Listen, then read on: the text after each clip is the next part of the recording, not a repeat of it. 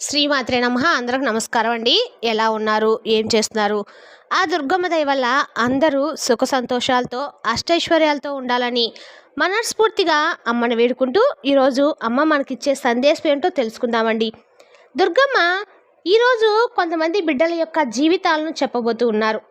ఆ జీవితంలో వారికి జరిగేటువంటి సంఘటనల గురించి, జరిగిపోయిన సంఘటనల గురించి, వాటికి మనం ఏం చేయాలో, వాళ్ళు ఆచరించినటువంటి పరిష్కార మార్గాలేమిటో, వాళ్ళు వారి జీవితాన్ని ఏ విధంగా మార్చుకోవాలో కూడా ఈరోజు దుర్గమ్మ చెప్తూ ఉన్నారు.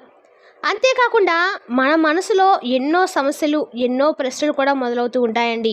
ఏదైనా ఒక పని కాకపోతే దానికి 100 ఆలోచనలు చేస్తూ ఉంటాం. ఎందుకు కాలేదు? ఈ పని నేను ఏ తప్పు చేశాను? నేను చాలా కష్టపడ్డాను కదా! ఈ పని ఎందుకు చేయలేకపోయాను? నేను ఎందుకు పూర్తి చేయలేకపోయాను? దుర్గమ్మ నన్ను ఎందుకు అనుగ్రహించలేదు? ఆ తల్లి కరుణించలేదా? అనేటువంటి సందేహాలు ఎన్నో మరెన్నో వస్తాయి. వాటన్నిటికి కూడా ఈరోజు దుర్గమ్మ సమాధానం ఇవ్వబోతూ ఉన్నారండి. కేవలము తన బిడ్డల కోసము దుర్గమ్మ ఏది చేసినా సరే తన బిడ్డల కోసమే చేస్తారు. ఈరోజు ఈ సందేశంలో ఆ సమాధానాలు ఇవ్వకుండా ఒక జవాబుదారితనంగా మనకు కనిపిస్తూ ఉంటుంది. సాక్షాత్తు ఈ ప్రపంచాన్ని ముందుకు నడిపించినటువంటి ఆ తల్లి కేవలము మానవ మాత్రమేటువంటి మనకు, తన బిడ్డలైనటువంటి మనకు సమాధానం చెప్పాల్సిన అవసరం లేదండి. మనకి తన జీవితాన్ని ప్రసాదించింది, ఒక మార్గాన్ని చూపిస్తుంది. అందులో నడవటము నడవపోవటము మన ఇష్టం. దుర్గమ్మ చెప్పినటువంటి మార్గంలో నడిస్తే ప్రతి ఒక్కటి మనం సాధించి తీరుతాం. మనం ఏదనుకుంటే అది, ఎలాంటి పనిని మొదలుపెట్టినా అందులో విజయం సాధించి తీరుతాం. ఎప్పుడు కూడా పుణ్యకర్మలతో ముందుకు వెళ్తూ ఉంటాం. సంతోషంగా మన కుటుంబం ఉంటాం. అలా కాకుండా తాత్కాలికమైనటువంటి ఆనందాల కోసం చెడ్డ కర్మలు చేస్తే మాత్రం దాని ఫలితాన్ని అనుభవించాల్సి ఉంటుంది. అవి పూర్తిగా కూడా మనపైన ఆధారపడి ఉంటాయి, మన ఆలోచన విధానంపై ఆధారపడి ఉంటాయి. దుర్గమ్మ చెప్తున్నారు కదా, ప్రతి ఒక్కటి ఆచరించే వాళ్ళు ఉండకపోవచ్చు, కానీ దుర్గమ్మ సర్వస్వంగా కొలుచుకునేటువంటి తన బిడ్డలు మాత్రం దుర్గమ్మ ఏది చెప్తే అది ఖచ్చితంగా అదే విధంగా చేయడానికి ప్రయత్నం చేస్తారండి. అలాంటి బిడ్డలు ఈరోజు కాకపోవచ్చు, రేపు తప్పకుండా గెలుస్తారు. తాత్కాలికమైన సంతోషాన్ని దుర్గమ్మ అందించరండి, శాశ్వతంగా ఉన్నటువంటి సంతోషాన్ని అందిస్తారు. దుర్గమ్మ ఒక ఏదైనా ఒక పని చేసి దానివల్ల పొందినటువంటి ప్రతిఫలం అనేది అది జీవితాంతం ఉండే విధంగా ఆలోచిస్తారు. తన బిడ్డలకి ఆ ప్రతిఫలం అనేది జీవితాంతం రావాలి, ఆ విధంగానే ఆలోచిస్తారు. అటువంటి జీవితాన్ని ఎవరైతే దుర్గమ్మ గారే సరళంగా కొలుచుకుంటూ ఉంటారో, ఆ తల్లి సమస్తంగా భావిస్తూ ఉంటారో ఆ బిడ్డలకు తప్పకుండా అందిస్తారండి. ఎందుకంటే వాళ్ళు ఎప్పుడు కూడా పాపకర్మలు చేయరు, తెలిసి ఎవరికి హాని తలపెట్టరు. దుర్గమ్మ ఏది చెప్తే అదే వారికి దిశానిర్దేశం. వాళ్ళు ఈరోజు కాకపోవచ్చండి, రేపు తప్పకుండా గెలుస్తారు. దాంట్లో ఎలాంటి సందేహం లేదు. ఎందుకంటే వాళ్ళు దుర్గమ్మ బిడ్డలు. దుర్గమ్మ చెప్పినట్టే నడుచుకుంటూ ఉంటారు. అర్థమవుతుందా? అయితే ఎలాంటి దేవాది దేవుడు ఈరోజు సామాన్యమైన మన కోసము, తన బిడ్డల కోసము సమాధానాలు ఇవ్వబోతూ ఉన్నారండి. మనం ప్రశ్నించడం ఏంటి? ఆ భగవంతుణ్ణి సమాధానం ఇవ్వటం ఏంటి? ఇదంతా కూడా దుర్గమ్మ తన బిడ్డలపై ఉన్నటువంటి ప్రేమను నిరూపిస్తుంది. ఆ జవాబు వార్తనాన్ని నిరూపిస్తుంది. అయితే దుర్గమ్మ ఈరోజు ఎవరిని ఉద్దేశించి చెప్తూ ఉన్నారో, ఎవరి ప్రశ్నలకు సమాధానం ఇస్తూ ఉన్నారో వాళ్ళు ఎంతో అదృష్టవంతులండి. దుర్గమ్మ నోటి నుండి, దుర్గమ్మ స్వయంగా, దుర్గమ్మ సందేశంలో వారి ప్రశ్నలకు సమాధానం దొరకబోతూ ఉన్నాయండి. అయితే దుర్గమ్మ ఇచ్చేటువంటి సమాధానాలు ఏంటో, ఏ బిడ్డలను ఉద్దేశించి ఈ సందేశం చెప్తూ ఉన్నారో సాక్షాత్తు ఆ తల్లి మాటల్లోని విందామండి. దుర్గమ్మ ఈ విధంగా చెప్తూ ఉన్నారు. బిడ్డ, నువ్వు ఇప్పటి వరకు నా మీద పూర్తి నమ్మకంతో ఉన్నావు కదా తల్లి. ఇక నీకు కష్టాలు చాలమ్మా, అన్నిటినీ నేను అంతం చేస్తాను. ఇక నా బిడ్డకు పూర్తి సంతోషాన్ని నేను అందిస్తాను తల్లి. ఇదేగా ఎన్నో రోజులుగా ఈ తల్లిని కోరుకుంటూ ఉన్నావు బిడ్డ. నీ తల్లిని నువ్వు కోరుతూ ఉన్నావు. నేను నీకు చెప్దాం అనుకుంటున్నాను. ఈరోజు టైం వచ్చింది తల్లి. ఈ సమయానికి నువ్వు వినాలి, సరేనా బిడ్డ? ఇక వాటిని తట్టుకోవడము నా వల్ల కూడా కాదు.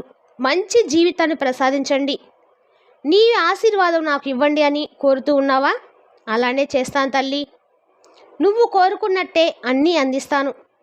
అతి త్వరలోనే నీకు ఒక ఆనందకరమైనటువంటి జీవితాన్ని నేను ప్రసాదిస్తాను బిడ్డ. నా ఆశీర్వాదంతోనే అది కూడా జరుగుతుంది. అస్సలు నువ్వు దిగులు పడకు. నా బిడ్డలందరికీ కాపాడమే నా లక్ష్యం. ఒకరోజు నువ్వు నా దగ్గరకు వచ్చి దుర్గమ్మ, నా సమస్యలన్నిటికీ పరిష్కారం చూపమని అడిగావు కదా తల్లి, గుర్తుందా? నీకు అలానే తప్పకుండా నీ సమస్యలు నేను ముగింపు పలకబోతున్నానమ్మా.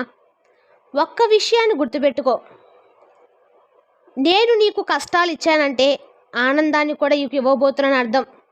ఆ కష్టాలు వెనువెంటనే ఆనందం దాగి ఉందని అర్థం తల్లి. నీ కష్టాలన్నీ ముగిశాక ఆపై వచ్చేటువంటి ఆనందకరమైన జీవితం చాలా ప్రశాంతంగా ఉంటుందమ్మా. నీకు పట్టరాని ఆనందాన్ని కలిగిస్తుంది. ఇప్పుడు కష్టాలతో సతమతమవుతున్న నీకు ఒక మంచి జీవితాన్ని నేను ఏర్పాటు చేశాను. నువ్వు ఎప్పుడు ఏం చేయాలో నీకు దిశానిర్దేశం చేస్తాను. నువ్వు ఎలా నడవాలో, ఎలాంటి దారిలో వెళ్ళాలనేది కూడా నేనే నిర్ణయిస్తాను. నువ్వు దిగులు పడకు, నీ జీవితాన్ని పూర్తిగా నేను మార్చేస్తానమ్మా. నువ్వు అనుకున్నట్లుగానే ఎంతో అందంగా మారిపోతుంది. నా దుర్గమ్మ నాకు తోడు ఉందని నమ్ము. తప్పకుండా ఈ తల్లి నిన్ను రక్షించుకుంటుంది.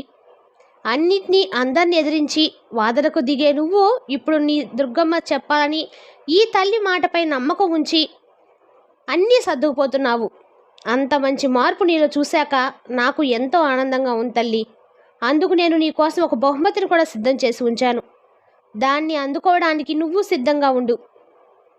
నీ దుర్గమ్మ ఆశీర్వాదంతో నువ్వు ఊహించని విధంగా నీ జీవితాన్ని మార్చి నీకు పట్టరాని ఆనందం కలిగిస్తాను.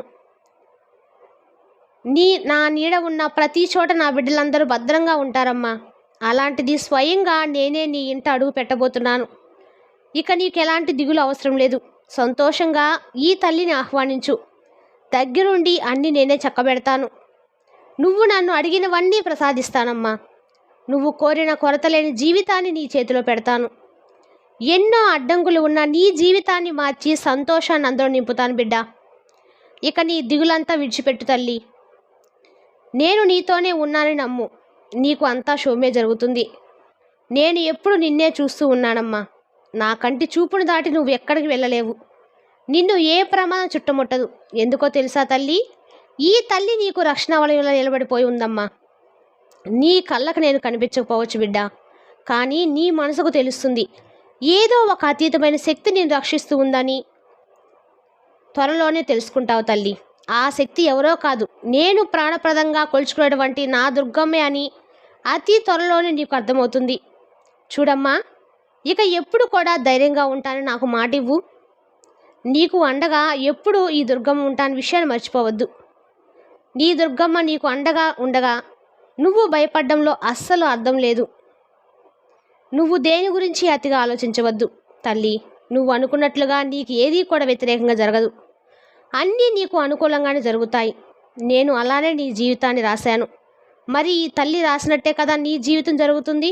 మరి ఎందుకు భయపడుతున్నావు? సంతోషంగా ధైర్యంగా ఉండి చూడమ్మా.